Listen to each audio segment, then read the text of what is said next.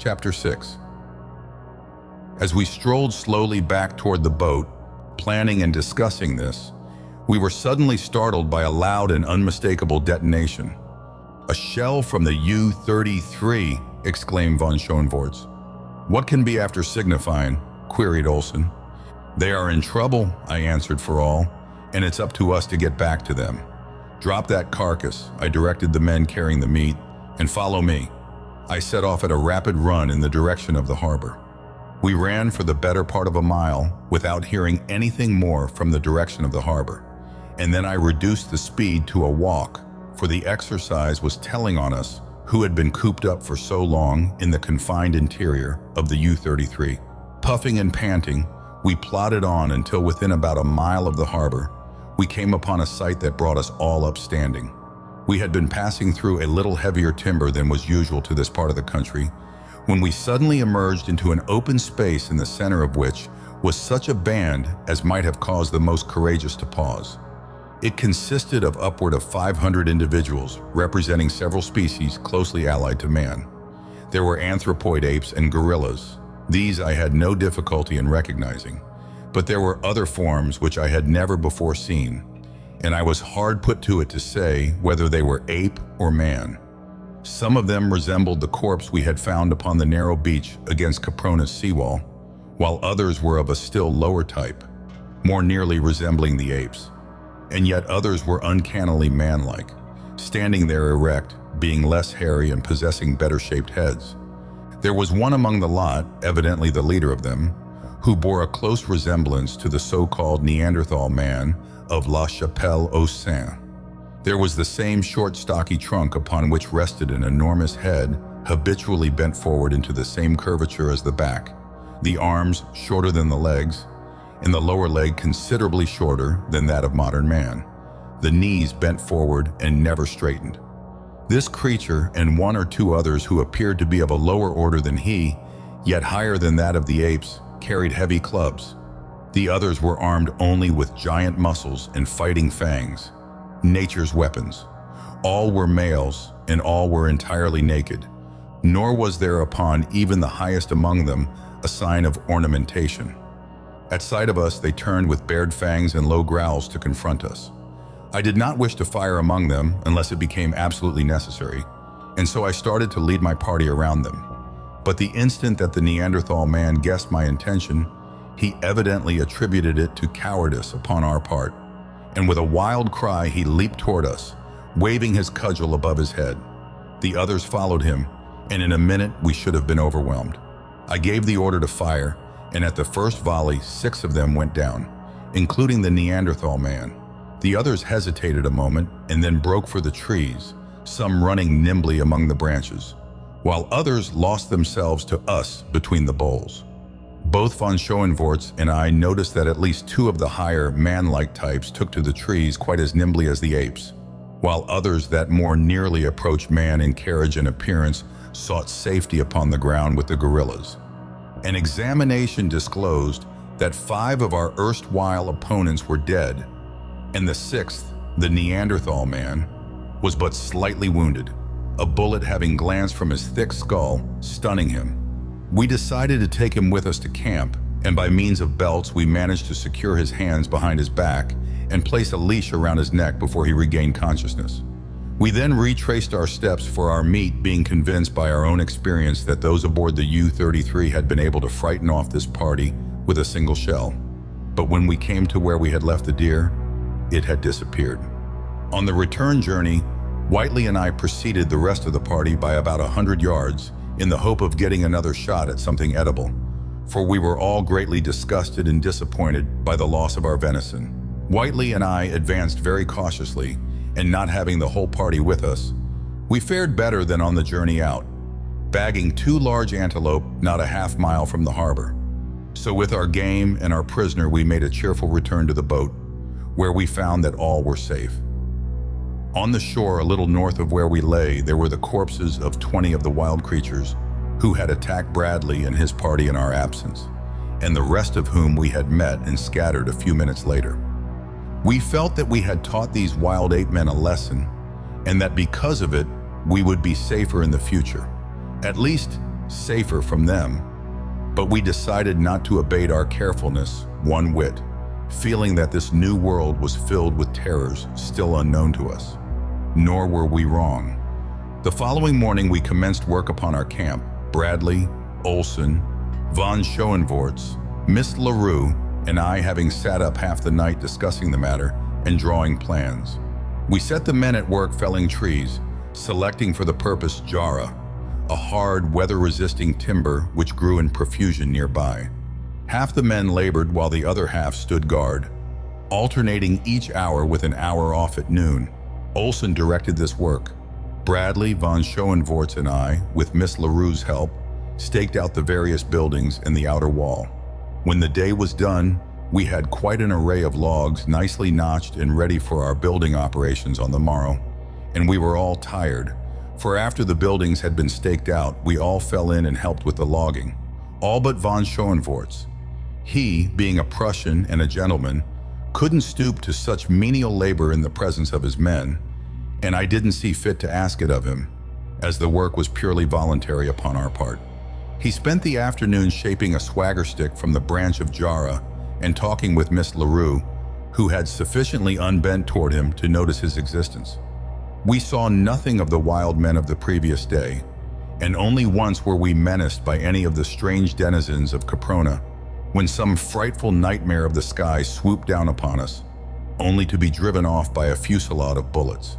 The thing appeared to be some variety of pterodactyl, and what with its enormous size and ferocious aspect was most awe-inspiring.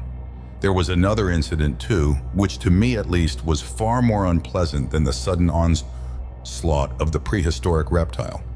Two of the men, both Germans, were stripping a felled tree of its branches. Von Schoenvorts had completed his swagger stick, and he and I were passing close to where the two worked. One of them threw to his rear a small branch that he had just chopped off, and as misfortune would have it, it struck von Schoenvorts across the face.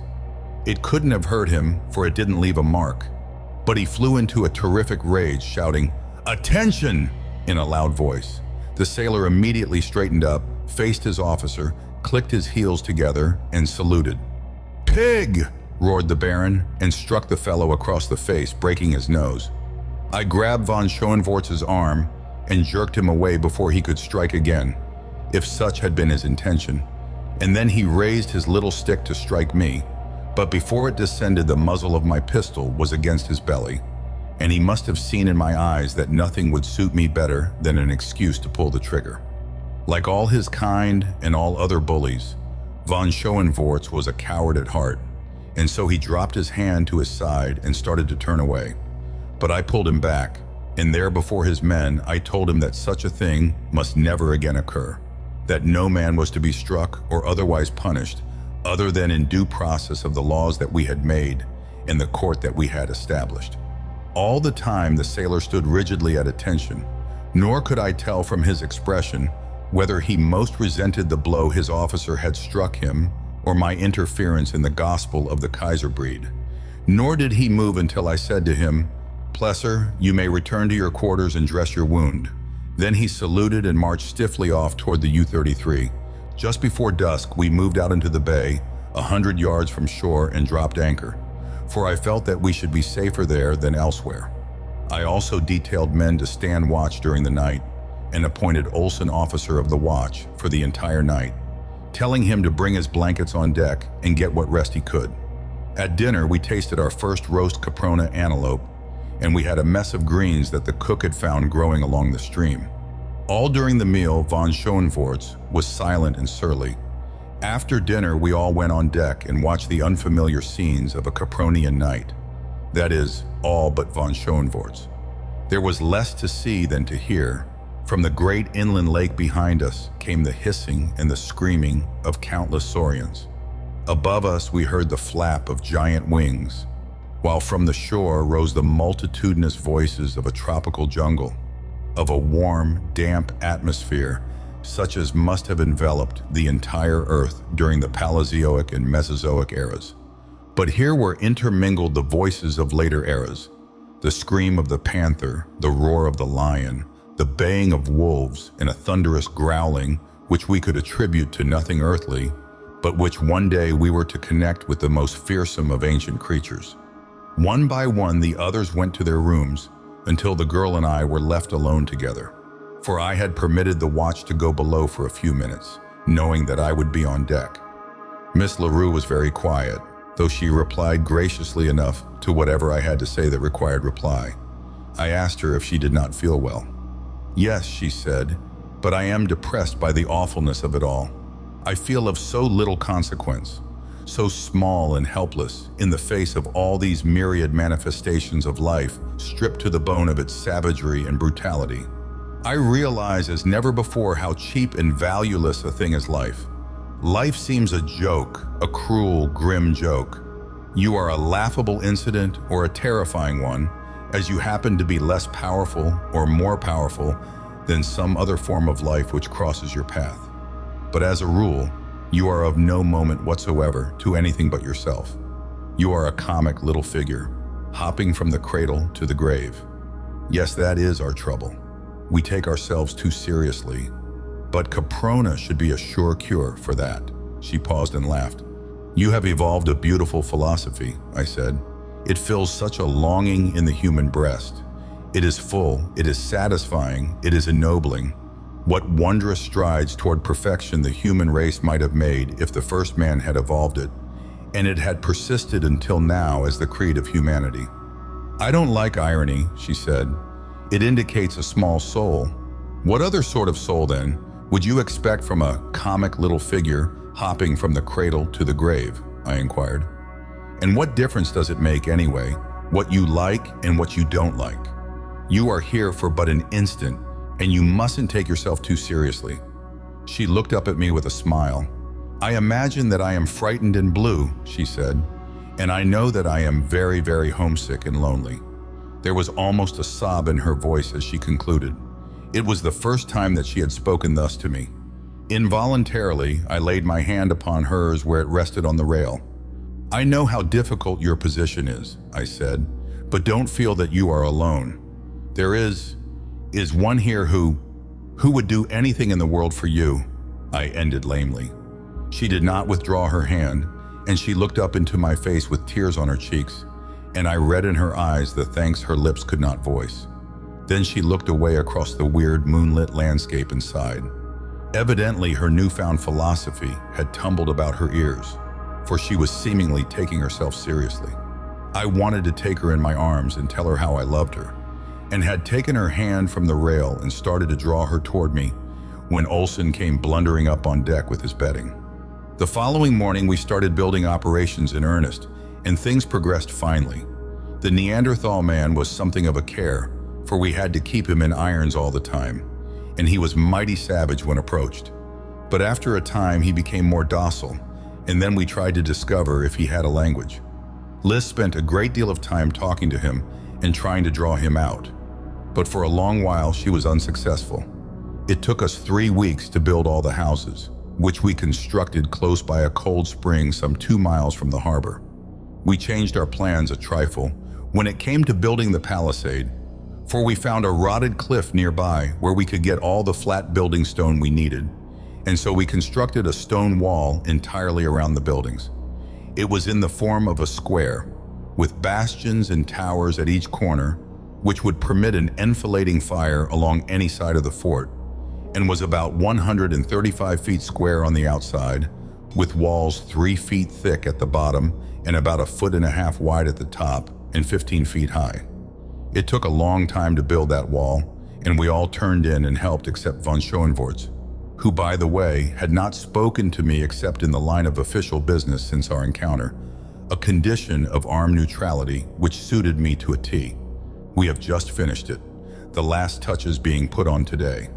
I quit about a week ago and commenced working on this chronicle for our strange adventures, which will account for any minor errors in chronology which may have crept in. There was so much material that I may have made some mistakes, but I think they are but minor and few. I see in reading over the last few pages that I neglected to state that Liz finally discovered that the Neanderthal man possessed a language. She has learned to speak it, and so have I, to some extent. It was his name he says is or who told us that this country is called Caspak. When we asked him how far it extended, he waved both arms about his head in an all-including gesture which took in, apparently, the entire universe. He is more tractable now, and we are going to release him, for he has assured us that he will not permit his fellows to harm us. He calls us Galus and says that in a short time he will be a Galu. It is not quite clear to us what he means. He says that there are many Galus north of us, and that as soon as he becomes one, he will go and live with them. Went out to hunt with us yesterday and was much impressed by the ease with which our rifles brought down antelopes and deer. We have been living upon the fat of the land, having shown us the edible fruits, tubers, and herbs, and twice a week we go out after fresh meat. A certain proportion of this we dry and store away, for we do not know what may come. Our drying process is really smoking. We have also dried a large quantity of 2 varieties of cereal which grow wild a few miles south of us. One of these is a giant Indian maize, a lofty perennial often 50 and 60 feet in height, with ears the size of a man's body and kernels as large as your fist. We have had to construct a second storehouse for the great quantity of this that we have gathered. September 3rd, 1916. 3 months ago today, the torpedo from the U-33 started me from the peaceful deck of the American liner upon the strange voyage which has ended here in Caspak. We have settled down to an acceptance of our fate, for all are convinced that none of us will ever see the outer world again. Am's repeated assertions that there are human beings like ourselves in Caspak have roused the men to a keen desire for exploration. I sent out one party last week under Bradley. Who is now free to go and come as he wishes, accompanied them. They marched about 25 miles due west, encountering many terrible beasts and reptiles, and not a few man-like creatures whom sent away. Here is Bradley's report of the expedition. Marched 15 miles the first day, camping on the bank of a large stream which runs southward. Game was plentiful, and we saw several varieties which we had not before encountered in Caspak. Just before making camp, we were charged by an enormous woolly rhinoceros, which Plesser dropped with a perfect shot. We had rhinoceros steaks for supper. Called the thing Atis. It was almost a continuous battle from the time we left the fort until we arrived at camp. The mind of man can scarce conceive the plethora of carnivorous life in this lost world. And their prey, of course, is even more abundant. The second day we marched about 10 miles to the foot of the cliffs, passed through dense forests close to the base of the cliffs, saw man-like creatures and a low order of ape in one band, and some of the men swore that there was a white man among them. They were inclined to attack us at first, but a volley from our rifles caused them to change their minds. We scaled the cliffs as far as we could, but near the top they are absolutely perpendicular without any sufficient cleft or protuberance to give hand or foothold. All were disappointed, for we hungered for a view of the ocean and the outside world. We even had a hope that we might see and attract the attention of a passing ship. Our exploration has determined one thing which will probably be of little value to us, and never heard of beyond Caprona's walls. This crater was once entirely filled with water. Indisputable evidence of this is on the face of the cliffs. Our return journey occupied 2 days and was as filled with adventure as usual. We are all becoming accustomed to adventure. It is beginning to pall on us. We suffered no casualties, and there was no illness. I had to smile as I read Bradley's report. In those 4 days, he had doubtless passed through more adventures than an African big game hunter experiences in a lifetime, and yet he covered it all in a few lines. Yes, we are becoming accustomed to adventure. Not a day passes that one or more of us does not face death at least once. Taught us a few things that have proved profitable and saved us much ammunition, which it is useless to expend except for food or in the last recourse of self-preservation. Now, when we are attacked by large flying reptiles, we run beneath spreading trees. When land carnivora threaten us, we climb into trees, and we have learned not to fire at any of the dinosaurs unless we can keep out of their reach for at least 2 minutes after hitting them in the brain or spine, or 5 minutes after puncturing their hearts. It takes them so long to die. To hit them elsewhere is worse than useless, for they do not seem to notice it, and we had discovered that such shots do not kill or even disable them. September 7th, 1916. Much has happened since I last wrote. Bradley is away again on another exploration expedition to the cliffs. He expects to be gone several weeks and to follow along their base in search of a point where they may be scaled. He took Sinclair, Brady, James, and Tippett with him. Has disappeared. He has been gone about 3 days.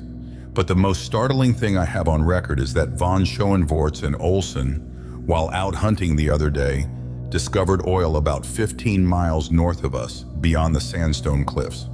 Olsen says there is a geyser of oil there, and von Schoenvorts is making preparations to refine it. If he succeeds, we shall have the means for leaving Caspak and returning to our own world. I can scarce believe the truth of it. We are all elated to the seventh heaven of bliss. Pray God we shall not be disappointed. I have tried on several occasions to broach the subject of my love to Liz, but she will not listen.